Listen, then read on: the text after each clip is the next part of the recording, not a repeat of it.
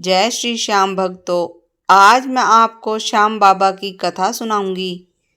प्राचीन काल में खाटू गांव में एक चरवाहा अपनी गायें चरा रहा था। उसने देखा कि एक गाय के थनों से दूध की धार धरती में जा रही थी। आश्चर्यचकित चरवाहा गांव वालों को बुला लाया। गांव वालों के मन में उत्सुकता जागी। उन्होंने उस जगह पर खुदाई शुरू कर दी तो वीर बर्बरीक अर्थात श्याम बाबा का शीश प्रकट हुआ। तब वहां के राजा ने एक विशाल मंदिर का निर्माण करवाया और बर्बरीक यानी श्याम बाबा का शीश विधि पूर्वक पूजन करके मंदिर में स्थापित करवाया। यह स्थान राजस्थान के सीकर जिले में रिंगस कस्बे से 17 किलोमीटर की दूरी पर है, जहां प्रभु के दर्शन मात्र से ही जीवन में खुशियों एवं सुख शांति के भंडार भर जाते हैं। श्री खाटू श्याम जी की पौराणिक प्रचलित पावन कथा संक्षिप्त में इस प्रकार है। महाभारत युद्ध के लिए कौरव पांडव दलों के विशाल शिविर आमने सामने थे। शिविरों में दूसरे दिन शुरू होने वाले युद्ध की हलचल मची थी। युद्ध नीति के अनुसार सूर्यास्त पश्चात दोनों पक्षों के लोग आपस में मिलजुल सकते थे। अतः धर्म युद्ध के इन शिविरों में भी सैनिक आपस में मिलजुल रहे थे। शिविरों के बीच की भूमि वीरों के आवागमन से भरी हुई थी। तभी सुसज्जित रथ पर एक तेजस्वी योद्धा आया। पीपल के वृक्ष के नीचे उसने अपना रथ रोका, घोड़ों को खोलकर चरने के लिए छोड़ दिया, सिर शस्त्राण उतार कर जलपान किया और अपने रथ पर विश्राम करने के लिए बैठ गया। उसे दोनों दलों के वीरों ने घेर लिया। सभी का एक ही प्रश्न था, आप किस ओर से युद्ध करेंगे? किसी भी दल की ओर से नहीं। अभी तो मैं एक दर्शक की भांति इस महायुद्ध को देखने आया हूँ। बाद में मैं उस दल की ओर से युद्ध करूँगा जो पराजित होगा या जिसके साथ अन्याय हुआ होगा। सब विस्मय से उसे ही देख रहे थे। उपस्थित लोगों में से एक ने पूछा, लेकिन आपकी सेना कहाँ है? क्या आपकी सेना पीछे आ रही है? बर्बरीक ने गर्व से कहा, नहीं, मुझे सेना की आवश्यकता नहीं है। मैं बिना सेना के ही आया हूँ। तब आप पराजित दल की सहायता कैसे करेंगे? आगंतुक महाबली मुस्कुराए, मुझे सेना की आवश्यकता ही नहीं है। मुझे अपने इस धनुष और इन बाणों पर असीम विश्वास है। मैं एक ही बाण से शत्रु सेना का संहार कर सकता हूँ। छूटने पर मेरा पहला बाण हर व्यक्ति के मृत्यु स्थल पर निशान लगा देगा और दूसरा बाण उन्हें बींध देगा। आपका नाम? बहुत से लोगों ने विस्मय से पूछा। मैं भीमसेन का पुत्र, घटोत्कच का पुत्र महाबली बर्बरीक हूँ। कुछ ही क्षणों में यह बात दोनों शिविरों में फैल गई। हर जिह्वा पर बर्बरीक का ही नाम गूंज रहा था। सैनिक लोग बात की गहराई तक नहीं पहुंच रहे थे, पर बात की गंभीरता को समझने वाले योद्धा चिंतित हो उठे। भगवान श्री कृष्ण सोच विचार करने लगे कि यदि वास्तव में ही यह वीर निर्बल पक्ष का साथ देगा तो पांडवों की विजय होते ही कौरव निर्बल हो जाएंगे। फिर वह वीर उनकी ओर से लड़कर पांडवों की विजय को पराजय में बदल देगा।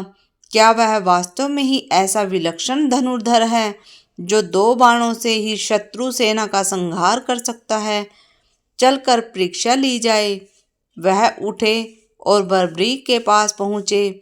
उन्हें आता देख सभी सैनिक गण इधर उधर हट गए। बर्बरीक ने श्री कृष्ण का अभिवादन किया। दोनों में परिचय बढ़ा। श्री कृष्ण ने अपनी कूटनीति के सहारे से पूछा, तुम इन 3 बाणों के द्वारा सारी सेना का संहार कैसे कर सकते हो? बर्बरीक ने गर्व से अपना सिर ऊपर उठाया, धनुष पर एक बाण चढ़ाकर कहा, देखिए, मैं इस प्रकार समस्त शत्रु सेना का संहार कर सकता हूँ। आप इस पीपल के पेड़ को देख रहे हैं। मेरा यह बाण इसके समस्त पत्तों का चिन्ह लगा आएगा और दूसरा बाण उन्हें बींध देगा। आप चाहें तो मैं धरती पर बिखरे हुए इन सूखे पत्तों को भी बींध सकता हूँ।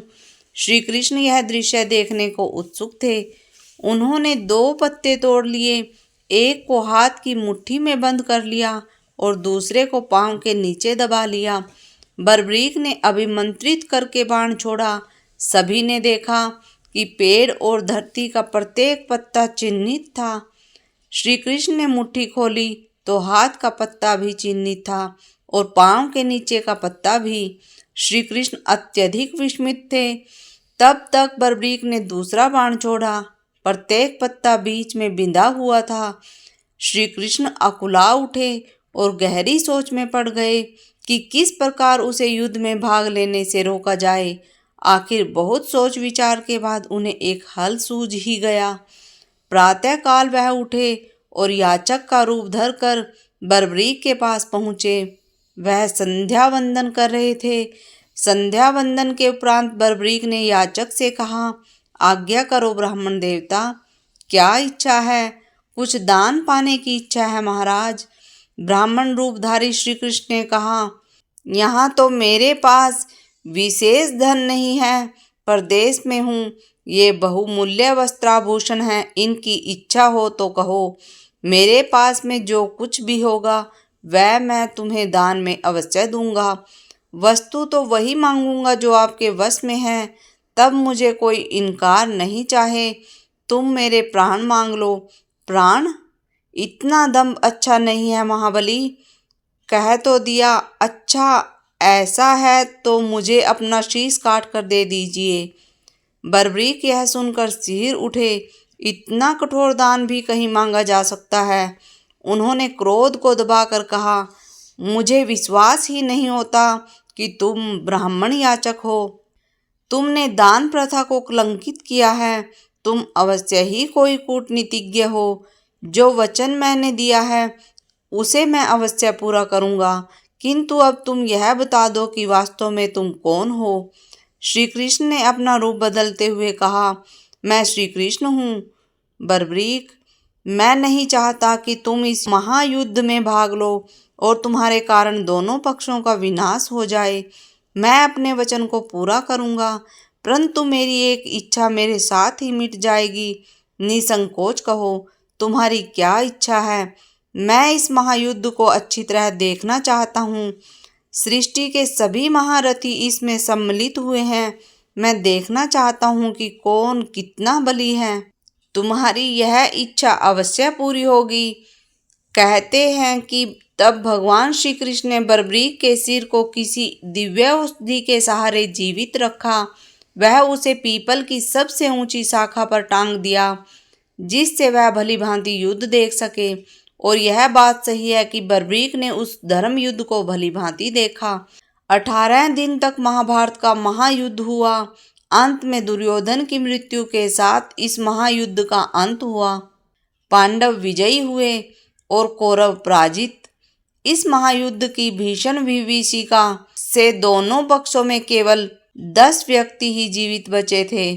पांडव पक्ष में 5 पांडव, श्री कृष्ण व सात्यकी, और कौरव पक्ष में अश्वत्थामा, कृपाचार्य और कृतवर्मा। युद्ध समाप्ति के पश्चात भगवान श्री कृष्ण ने देखा कि पांडव अपनी विजय के मद में चूर हैं। उनका व्यर्थ का अभिमान दूर करने के लिए वह 5 पांडवों सात्यकी, द्रौपदी और कुंती सहित बर्बरीक के पास पहुँचे। बर्बरीक का मुखमंडल चमक रहा था। उसने आदर सत्कार के पश्चात पूछा, कहो कैसे आना हुआ? सभी उनके मुख से अपनी अपनी वीरता की प्रशंसा सुनना चाहते थे। अर्जुन उनके मुख से यह सुनना चाहते थे कि मेरे समान धनुर्विद्या का ज्ञाता इस संसार में दूसरा कोई नहीं है। वह अपनी प्रशंसा स्वयं करने लगे। बर्बरीक, क्या तुमने इस महायुद्ध को भली भांति देखा है? बर्बरीक ने स्वीकारात्मक मुद्रा में सिर हिला दिया। अर्जुन गर्व से भरकर बोले, तब तो तुम इस बात को भी मानोगे कि युद्ध मैंने अपने बाहुबल से जीता है। 18 दिन निरंतर गांडीव की टंकार से 10 दिशाएं गूंजती रही। भीष्म पितामह को मारना कोई हंसी खेल नहीं था।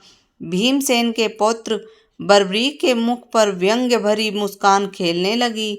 बोले, हाँ, भीष्म पितामह के विषय में मेरा भी यही विचार है।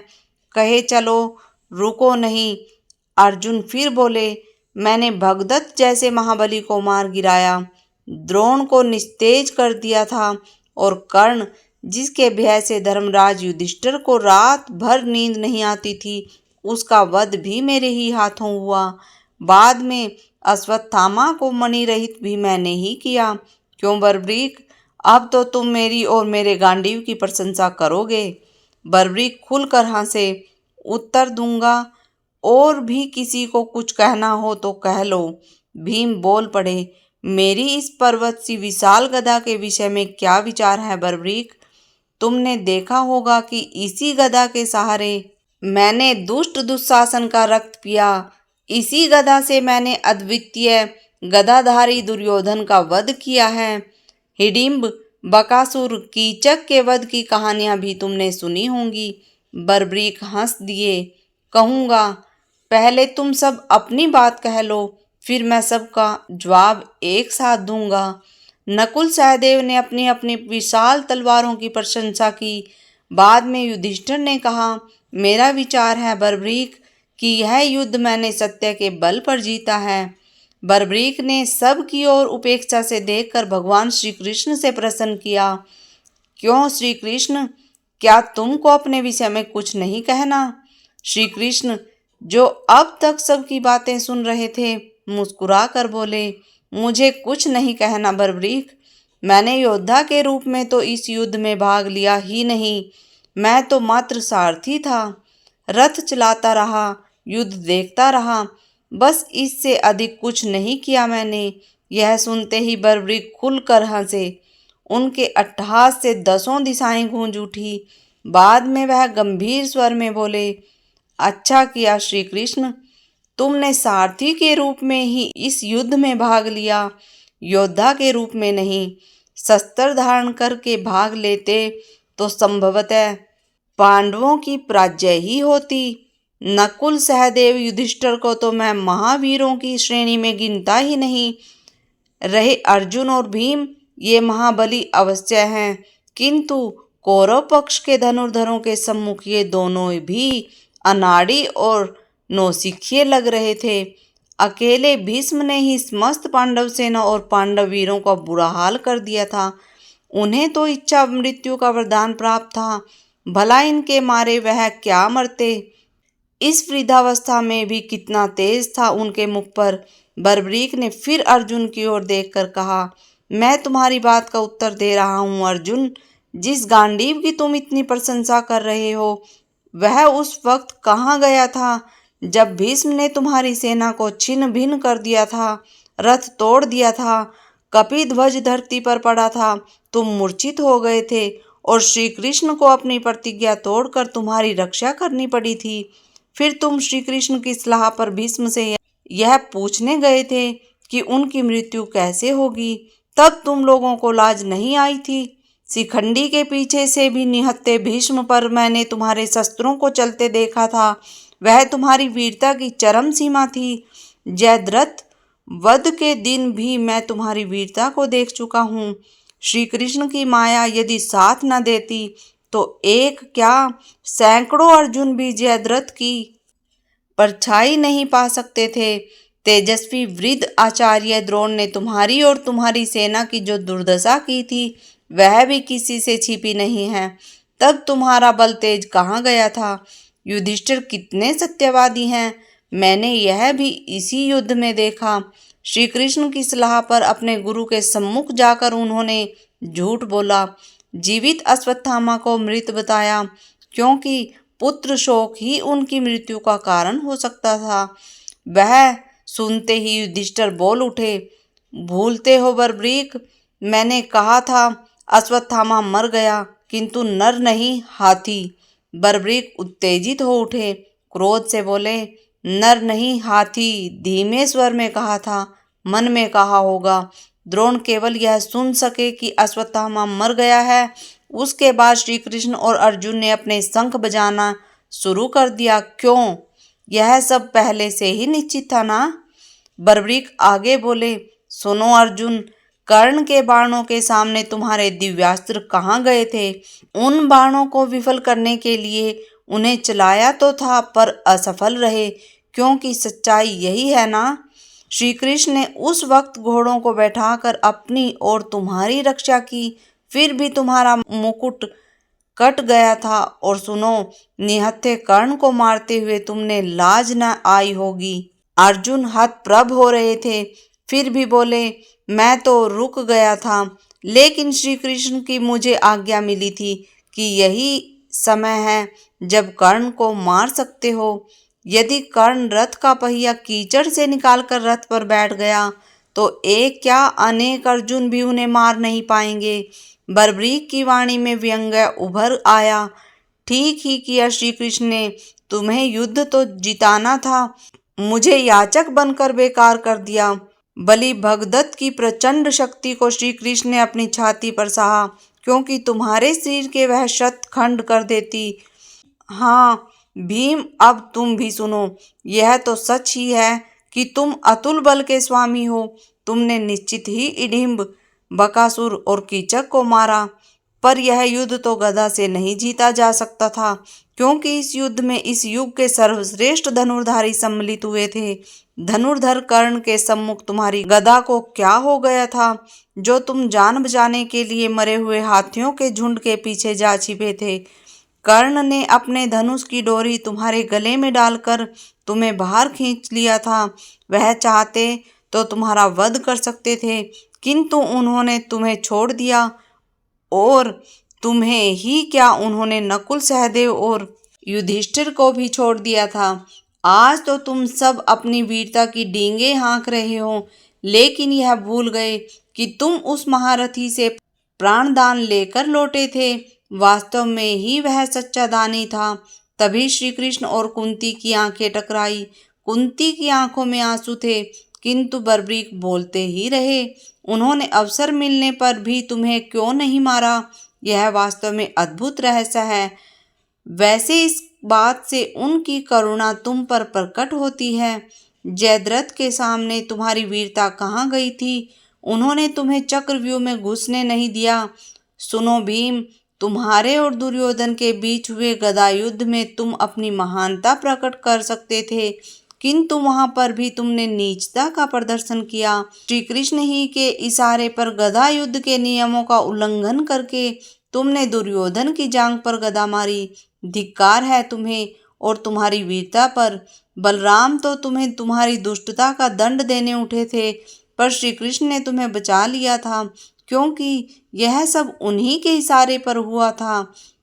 धन्य था दुर्योधन, वीरता की लाज रखनी उसे आती थी। युधिष्ठिर के यह कहने पर भी हम पांचों में से किसी को भी द्वंद्व युद्ध के लिए चुन लो। उसने अपने से बलि को चुना। यदि शेष चारों में से वह किसी एक को चुन लेता तो क्या होता? गदा युद्ध व मल्ल युद्ध में से सब उनके सामने खिलौने थे। वैसे युद्ध में तुम्हारी भी मृत्यु निश्चित थी, क्योंकि वह गदा युद्ध का श्रेष्ठ ज्ञाता और बहुत फुर्तीला था। फिर बर्बरीक सांस भरकर बोले, श्री कृष्ण की नीति पराजित कैसे हो सकती थी? मुझसे यदि कोई पूछे तो मैं यही कहूँगा कि इस युद्ध के वास्तविक विजेता श्री कृष्ण ही हैं, जिन्होंने अपनी बुद्धि और नीति के सहारे इस युद्ध को जीता। मुझे तो इस युद्ध में चारों ओर श्री कृष्ण ही श्री कृष्ण नजर आते थे। श्री कृष्ण की नीति की जय हो, यह कहकर बर्बरीक मौन हो गए। इतना सुनकर श्री कृष्ण ने खुश होकर महाबली बर्बरीक को यह वरदान दिया कि महाबली बर्बरीक, कलयुग में आप मेरे नाम से पूजे जाओगे, और जो आपको सच्चे मन से ध्याएंगे वह मनवांछित फल पाएंगे। और आज यह सच जग विख्यात है कि उस काल के बर्बरीक आज के बाबा श्याम हैं। आज सारा संसार उन्हें शीश के दानी के रूप में जानता है। जो भी सच्चे मन से इनकी शरण में खाटू श्याम को जाएगा, उसके समस्त कार्य प्रभु श्री श्याम पूर्ण करेंगे और उसके जीवन को सुख, संपदा और खुशियों से भर देते हैं। ओम जय श्री श्याम हरे बाबा, जय श्री श्याम हरे। खाटू धाम विराजत खाटू धाम विराजत अनुपम रूप धरे। ओम जय श्री श्याम हरे। रतन जड़ित सिंहासन, रतन जड़ित सिंहासन, सिर पर चमर डूले। ओम जय श्री श्याम हरे। तन के सरिया बानो, तन के सरिया बानो, कुंडल श्रवण पड़े। ओम जय श्री श्याम हरे। गले पुष्पों की माला, गले पुष्पों की माला, सिर पर मुकुट धरे। ओम जय श्री श्याम हरे। खेवत धूप अग्नि पर, खेवत धूप अग्नि पर, दीपक ज्योति जले। ओम जय श्री श्याम हरे। मोदक खीर चूरमा, मोदक खीर चूरमा, सुवर्ण थाल भरे। ओम जय श्री श्याम हरे। सेवक भोग लगावे, सेवक भोग लगावे, सेवा नित्य करे। ओम जय श्री श्याम हरे। झांझ कटोरा घड़ियाल, झांझ कटोरा घड़ियाल, शंख मृदंग धरे। ओम जय श्री श्याम हरे। भक्त आरती गावे, भक्त आरती गावे, जय जयकार करे। ओम जय श्री श्याम हरे।